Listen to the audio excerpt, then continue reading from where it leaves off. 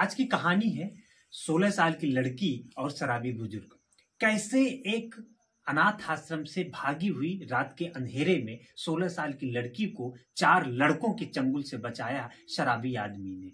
आइए जानते हैं इस कहानी के माध्यम से। आधी रात का समय था।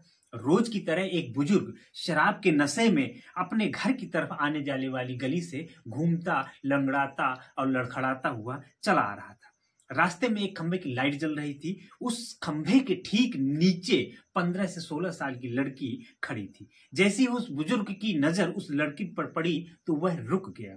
लड़की शायद उजाले की प्रतीक्षा कर रही थी या लाइट के खंभे में लगभग चिपकी हुई लग रही थी। वह बुजुर्ग के उसके करीब गया और उससे लड़खड़ाती जुबान में पूछने लगा कि तू कौन है, यहाँ तू अकेली रात में क्या कर रही है। तो लड़की चुपचाप डरी सहमी नजरों से दूर किसी को देखे जा रही थी। बुजुर्ग ने जब उस तरफ देखा तो लड़की देख रही थी कि वहां 4 लड़के उसे घूर रहे थे। उनमें से एक लड़का वो बुजुर्ग को जानता था। उस लड़का उस बुजुर्ग को देख करके झेप गया, मतलब छुप गया और अपने साथियों के साथ वहां से चला जाता है।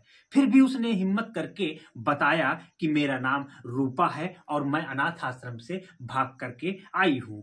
वो लोग मुझे रात के अंधेरे में कहीं भेजने वाले थे। ऐसा उसने दबी जुबान से बड़ी मुश्किल से वो कह पाई।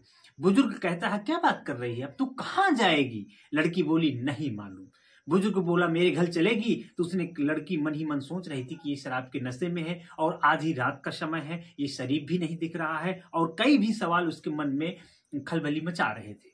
बुजुर्ग बोला, मैं तुमसे आखिरी बार पूछता हूँ, क्या तू मेरे साथ चलेगी? बदनसीबी को अपना मुकद्दर बना चुकी वह लड़की रात के अंधेरे में घबराई सब कुछ भगवान के भरोसे छोड़ करके लड़की दबी कुचली जुबान से बोली कि हाँ, मैं आपके साथ चलूंगी। उस बुजुर्ग ने झट से लड़की का हाथ कस कर पकड़ा और तेज कदमों से लगभग उसे घसीटते हुए अपने घर की तरफ बढ़ चला। वे नशे में इतना धुत था कि अच्छे से चल भी नहीं पा रहा था। लड़खड़ाता हुआ अपने मिट्टी से बने घर तक पहुंच गया और कुंडी खटखटाई। थोड़ी ही देर में उसकी पत्नी ने दरवाजा खोला और पत्नी कुछ बोल पाती उससे पहले उस बुजुर्ग शराबी आदमी ने कहा कि ये लो, संभालो, इसको बेटी की तरह रखना। हमारे लिए अब बांझपन नहीं रहेगा। आज से हम औलाद वाले हो जाएंगे। पत्नी की आंखों में खुशी के आंसू आ गए। खुशी के आंसू आ गए और इतना हंसने लगी, इतना जोर जोर से हंसने लगी कि रात में सभी पड़ोस वाले जग गए। उस लड़की को अपने सीने से लगा लिया। आज की कहानी के लिए धन्यवाद। कहानी पसंद आए तो लाइक, सब्सक्राइब और कमेंट जरूर करिएगा।